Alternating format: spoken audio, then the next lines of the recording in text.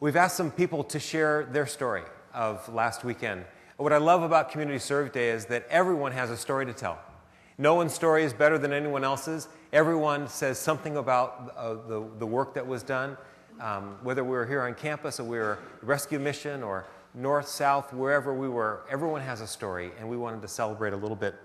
And so we have Stacy Brostrom, who's here, and the Bolt family, and Kevin is here too. So why don't you, Stacy, why don't you start and tell us, why don't you guys back up a little bit so everybody on the sides can see. You stay right here. And tell us a little bit about what happened, how you saw God at work. We were at the San Diego Rescue Mission with the women, and a group of us already go down there every other week and do a mom's group, and we really wanted to do something relational.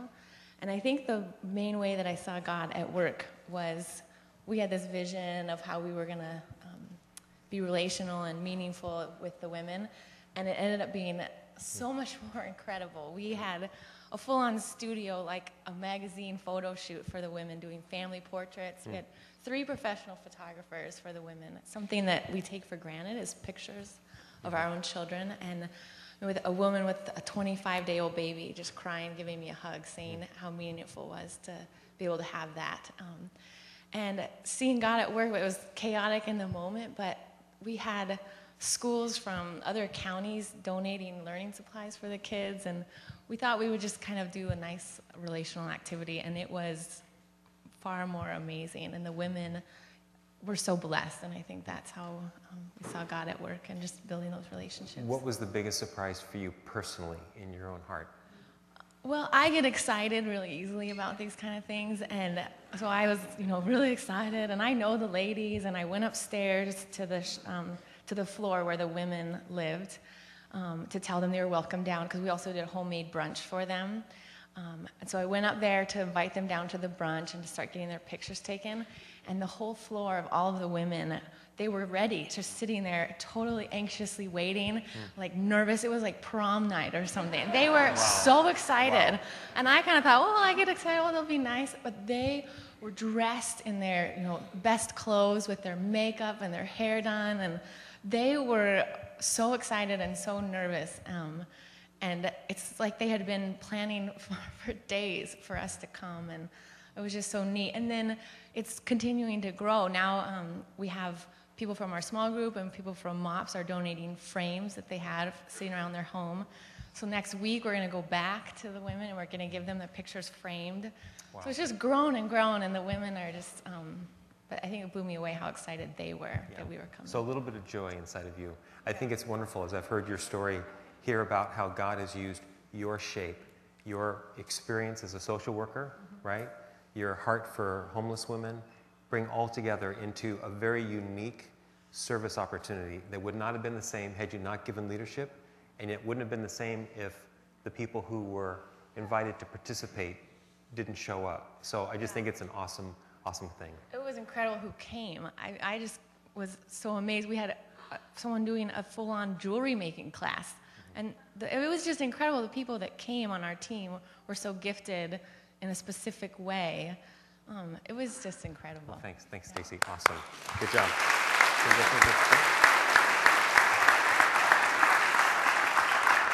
This is the Bolt family, and so tell us how God surprised you and what happened on your site.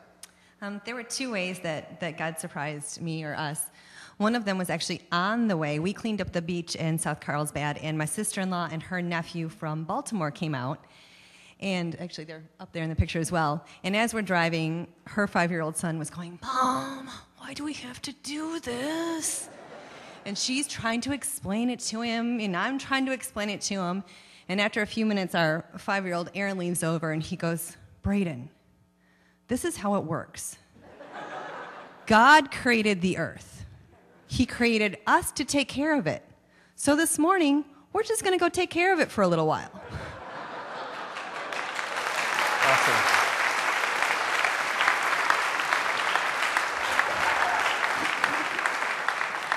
And I thought, yep, that's the way it works. So when we got there, cleaning up trash, doing lots of stuff, and at the end, we were getting ready to check out, and there was a woman in front of me, and she was spending time talking to one of the site leaders who actually works for the parks. And she was asking her about how the process works and how the parks are really getting their funding cut. And she was explaining that she was losing her job in 2 weeks. And this woman took the time to really talk to her and then find out how her Girl Scout troop could come and continue to work for the parks to help them through this process. So for me, not only was it just a day, but seeing that people from our group were continuing on the service that we started. Awesome. Bart, anything you'd add? Anything in your heart that changed?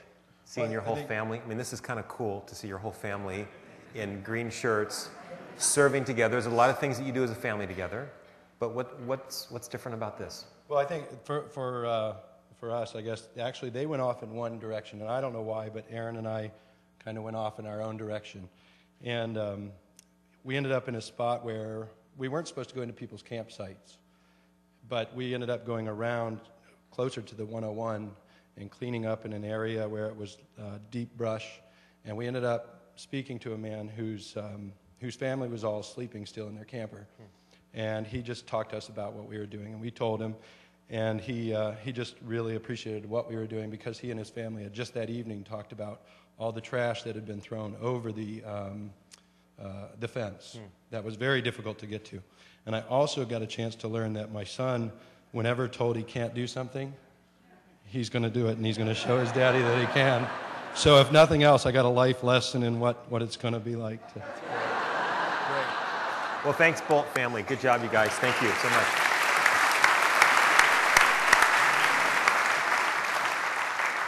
Tell us about what God did and how you were surprised. Mike, we were very blessed to partner with Just in Time to help a girl named Tashara transition out of the foster care system into the real world.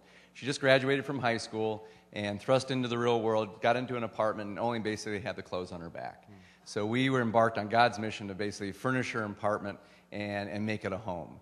And we've been actually teaching, as I mentioned before, to the Quest kids this year about the ripple effect of God's love and how even the smallest act or a person with the power of God can help spread his message and have that keep on going on and on like a pebble creates infinite ripples throughout the pond. And that's exactly what happened with our team. We sent out hundreds of emails to friends and family all around San Diego County, telling them what we were doing for Tashara, and they sent it off to their friends, and those friends sent it off to their friends, and we were getting phone calls and emails from people we didn't even know saying, count me in for silverware, count me in for tables, count me in for a microwave.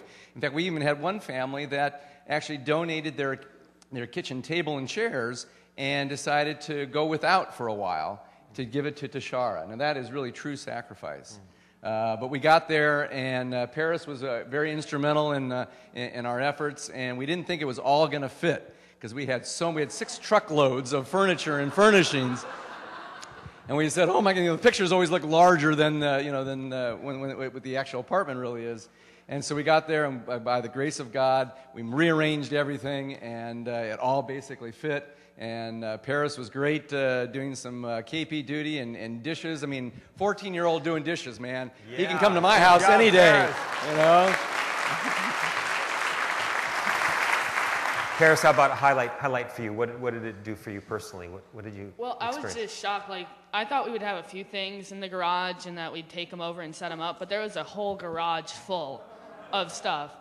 And it was really surprising to watch it go into that apartment, and it was empty. I don't know if you can see it in the pictures, but it was literally empty, and there was nothing in it. And then when we left, it looked really nice in there, and it was great.